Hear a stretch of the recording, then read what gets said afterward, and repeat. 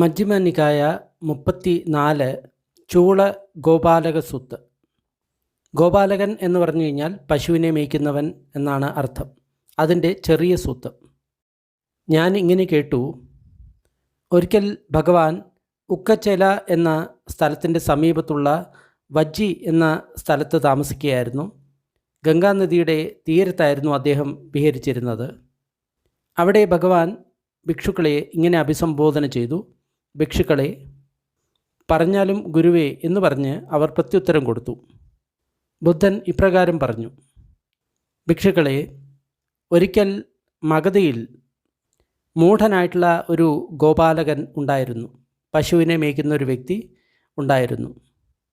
മഴക്കാലത്തിൻ്റെ അവസാന മാസത്തിൽ ഗംഗാനദിയുടെ ഈ തടത്തെയോ ആ തടത്തെയോ നിരീക്ഷിക്കാതെ തൻ്റെ കന്നുകാലികളെ ആ വ്യക്തി സുവിദേഹന്മാർ താമസിക്കുന്ന ഗംഗയുടെ വടക്കേ തടത്തിൽ കന്നുകാലികളെ എത്തിക്കാൻ നോക്കി. എന്നാൽ ഗംഗാനദിയുടെ മധ്യത്തിലുള്ള ഒഴുക്കിൽപ്പെട്ട്, ശക്തമായിട്ടുള്ള ഒഴുക്കിൽപ്പെട്ട് ആ കന്നുകാലികൾ എല്ലാം നഷ്ടമായി. അത് എന്തുകൊണ്ടാണ്? എന്തെന്നാൽ ആ ഗോപാലകൻ മൂഢനായിട്ടുള്ള വ്യക്തിയായിരുന്നു. ഗംഗാനദിയുടെ ഇരു തടവും ആ വ്യക്തി പരിശോധിച്ചില്ല. തടങ്ങൾ ഉറച്ചതാണോ എന്ന് ആ വ്യക്തി പരിശോധിച്ചില്ല.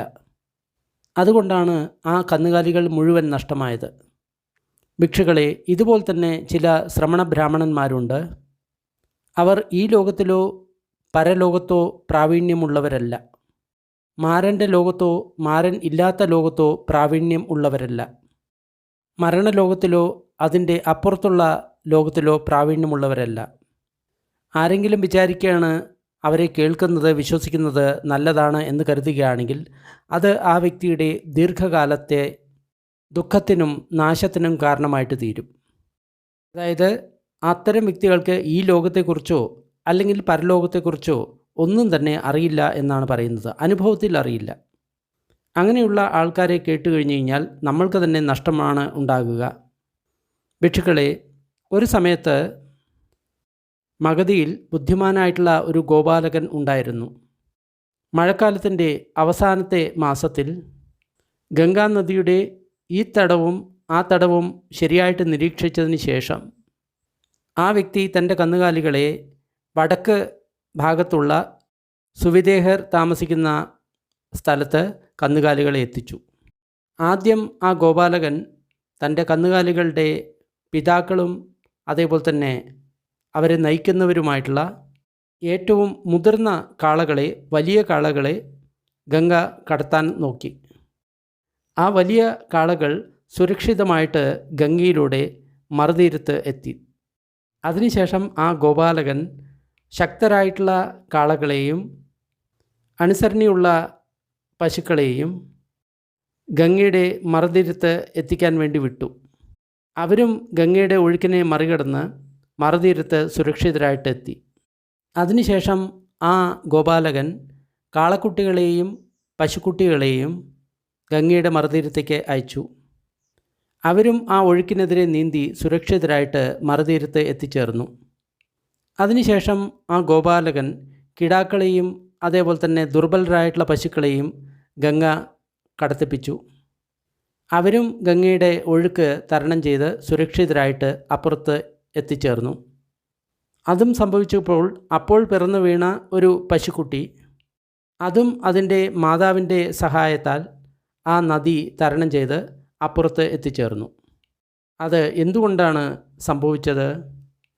എന്തെന്നാൽ ബുദ്ധിമാനായിട്ടുള്ള ആ ഗോപാലകൻ ഗംഗയുടെ 2 തടവും നിരീക്ഷിച്ചതിന് ശേഷമാണ് പശുക്കളെ ഗംഗ കടത്തിയത്. ഭിക്ഷുക്കളെ, അപ്രകാരം തന്നെ ചില ശ്രമണ ബ്രാഹ്മണന്മാരുണ്ട്. അവർ ഈ ലോകത്തും മറുലോകത്തും കുശലരാണ്, സാമർഥ്യമുള്ളവരാണ്, പ്രാവീണ്യമുള്ളവരാണ്. മാരൻ്റെ ലോകത്തും മാരനില്ലാത്ത ലോകത്തും പ്രാവീണ്യമുള്ളവരാണ്.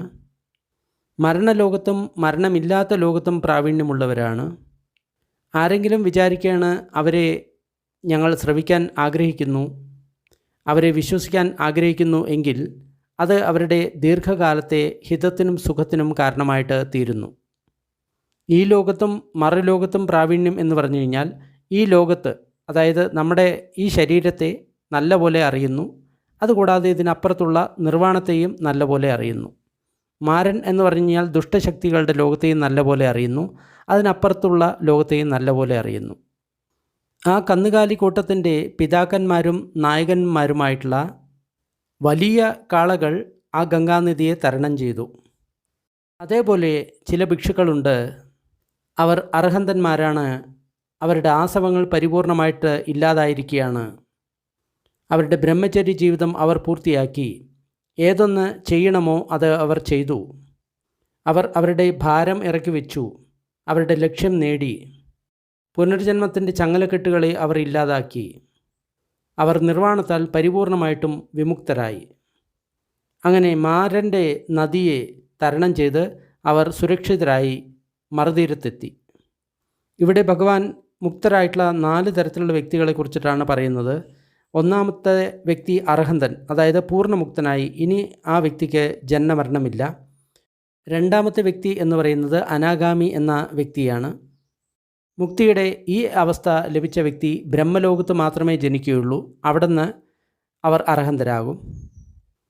മൂന്നാമത്തെ അവസ്ഥ എന്ന് പറഞ്ഞു കഴിഞ്ഞാൽ സഗ്ദാഗാമിയാണ്. ഈ അവസ്ഥ ലഭിച്ച വ്യക്തികൾ ഒരു പ്രാവശ്യം മാത്രം ഈ കാമലോകത്തിൽ, അതായത് മനുഷ്യലോകത്ത് അല്ലെങ്കിൽ ദേവലോകത്ത് വന്ന് പിറക്കും. അതിനുശേഷം അവരും മുക്തരാകും. നാലാമത്തെ മുക്തനായിട്ടുള്ള വ്യക്തി ശ്രോതാപന്നൻ എന്ന വ്യക്തിയാണ്. ആ വ്യക്തി ഏറ്റവും കൂടുതൽ 7 ജന്മങ്ങൾ മാത്രമേ ജീവിക്കുകയുള്ളൂ. അതിനുശേഷം ആ വ്യക്തിയും മുക്തനാകും. ശ്രോതാപന്നനായിട്ടുള്ള വ്യക്തി ഒരു കാരണവശാലും അധോലോകത്ത് ജനിക്കില്ല. ബലവാന്മാരായിട്ടുള്ള പശുക്കളും അതേപോലെ തന്നെ അനുസരണയുള്ള പശുക്കളും ആ ഗംഗാനദിയെ വളരെ സുരക്ഷിതരായിട്ട് തരണം ചെയ്തു. അവർ അനാഗാമിയെ പോലെയുള്ള ഭിക്ഷുക്കളാണ്. അവരുടെ താഴെയുള്ള 5 ബന്ധനങ്ങൾ പരിപൂർണമായിട്ട് ഇല്ലാതായി. അവർ ബ്രഹ്മലോകത്ത് അതേപോലെ തന്നെ പ്രത്യക്ഷപ്പെടുന്നു. അതിനുശേഷം അവർ അവിടെ നിന്ന് മുക്തരാകുന്നു. അവിടെ നിന്ന് മറ്റൊരു ലോകത്തിലും അവർ വന്ന് ജനിക്കുന്നില്ല. അവരും മാരൻ്റെ നദിയെ തരണം ചെയ്തു. ഇവിടെ താഴെയുള്ള 5 ബന്ധനങ്ങൾ എന്ന് പറയുകയാണെങ്കിൽ കാമച്ഛന്തം, വ്യാപാദം, സക്കായദിഷ്ഠി, വിചികിത്സ, ശീലബദ്ധ, പരാമംസം, ഇങ്ങനെയുള്ള 5 ബന്ധനങ്ങളെയാണ് ഇല്ലാതാക്കിയത്. സക്കായദിഷ്ഠി എന്ന് പറഞ്ഞു കഴിഞ്ഞാൽ ഞാൻ ഈ ശരീരമാണ് എന്ന ഒരു തോന്നൽ. വിചികിത്സ എന്ന് പറയുമ്പോൾ സംശയം. ശീലബദ്ധ പരാമർശം എന്ന് പറഞ്ഞു കഴിഞ്ഞാൽ ഏതെങ്കിലും ശീലത്താലോ വ്രതത്താലോ എനിക്ക് മുക്തി കിട്ടും എന്നുള്ള ഒരു തോന്നൽ.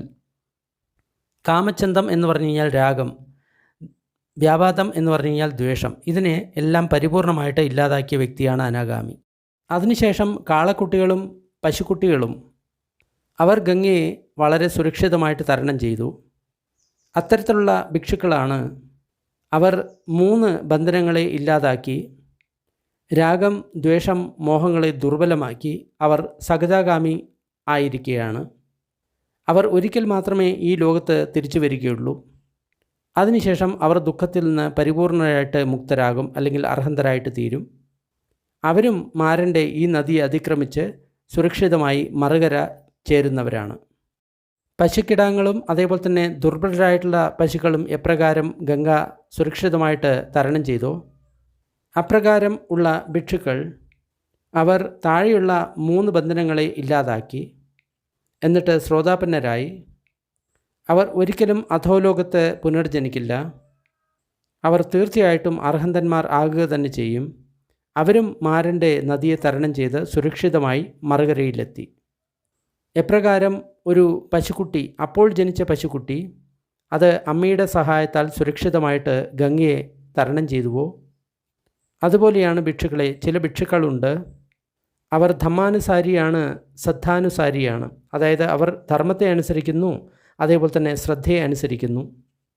അവരും മാരൻ്റെ ഈ നദിയെ തരണം ചെയ്ത് മറുതരത്ത് എത്തുന്നതാണ്. ഭിക്ഷുക്കളെ, ഞാൻ ഈ ലോകത്തും പരലോകത്തും പ്രാവീണ്യം ഉള്ളവനാണ്. മാരൻ്റെ ലോകത്തും മാരൻ ഇല്ലാത്ത ലോകത്തും പ്രാവീണ്യമുള്ളവനാണ്. മാരൻ എന്ന് പറഞ്ഞു കഴിഞ്ഞാൽ ദുഷ്ടശക്തി. മരണമുള്ള ലോകത്തും മരണം ഇല്ലാത്ത ലോകത്തും പ്രാവീണ്യമുള്ളവനാണ്. എന്നെ കേൾക്കുന്നത് നല്ലതാണ്, എന്നെ വിശ്വസിക്കുന്നത് നല്ലതാണ് എന്ന് ആരെങ്കിലും വിചാരിക്കുകയാണെങ്കിൽ അത് ആ വ്യക്തിയുടെ ദീർഘകാലത്തെ ഹിതത്തിനും സുഖത്തിനും കാരണമാകുന്നു. ഇതാണ് ബുദ്ധൻ പറഞ്ഞത്. അതിനുശേഷം അദ്ദേഹം ഗാഥകളാൽ ഇങ്ങനെ പറഞ്ഞു. ഈ ലോകവും പരലോകവും അറിയുന്ന വ്യക്തി അതിനെ പ്രകാശിപ്പിച്ചു. മാരൻ്റെ ലോകവും മരണത്തിന് അപ്പുറത്തുള്ള ലോകവും പ്രകാശിപ്പിച്ചു. ഈ ലോകത്തെ മുഴുവൻ അറിയുന്ന സംബുദ്ധൻ ഇത് മനസ്സിലാക്കുന്നു. അമൃതദ്വാരം തുറന്നിരിക്കുന്നു. നിർവ്വാണത്തിലേക്ക് നയിക്കുന്ന ആ ദ്വാരം തുറന്നിരിക്കുകയാണ്. മാരൻ്റെ ഒഴുക്കിനെ ഇല്ലാതാക്കിയിരിക്കുകയാണ്. അതിനെ നഷ്ടമാക്കിയിരിക്കുകയാണ്, ഇല്ലാതാക്കിയിരിക്കുകയാണ്. ഭിക്ഷുക്കളെ, പ്രമോദം ഉള്ളവരായിരിക്കുക, സന്തോഷമുള്ളവരായിരിക്കുക. നിങ്ങളുടെ ഹൃദയം മുക്തിയിലേക്ക് ഉറപ്പിക്കുക. ചൂള ഗോപാലകസുത്തം നിദ്ധിതം. വീഡിയോ ഇഷ്ടമായി കഴിഞ്ഞാൽ ഷെയർ ചെയ്യുക, ലൈക്ക് ചെയ്യുക. കൂടുതൽ വീഡിയോ ഡിസ്ക്രിപ്ഷൻ ബോക്സിലുണ്ട്. അല്പസമയം പുണ്യവിതരണം അഭ്യസിക്കാം. ദുഃഖം അനുഭവിക്കുന്ന സർവ്വ പ്രാണികളും ദുഃഖത്തിൽ നിന്ന് വിമുക്തരാകട്ടെ. ഭയം അനുഭവിക്കുന്ന സർവ്വ പ്രാണികളും ഭയത്തിൽ നിന്ന് വിമുക്തരാകട്ടെ. ശോകം അനുഭവിക്കുന്ന സർവ്വ പ്രാണികളും ശോകത്തിൽ നിന്ന് വിമുക്തരാകട്ടെ. എല്ലാ പ്രാണികൾക്കും മുക്തി ലഭിക്കട്ടെ. നമ്മൾ നേടിയ ഈ പുണ്യത്തിൽ സർവ്വജീവികളും പങ്കാളികൾ ആകട്ടെ. അതുമൂലം സർവ്വ പ്രാണികൾക്കും സുഖവും സന്തോഷവും ലഭിക്കട്ടെ.